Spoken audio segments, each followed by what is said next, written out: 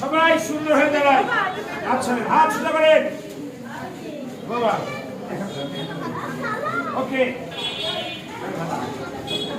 এখানে দাঁড়ান, এখানে দাঁড়ান, সুন্দর হয়ে দাঁড়ান। Very good, very good. Okay ইংলিশে বলবো না বাংলায় বলবো? ওকে শুভ সকাল, শুভ সকাল। আপনারা কেমন আছেন? আপনারা কেমন আছেন? আমরা সবাই ভালো আছি। প্রস্তুত হই বলেন 1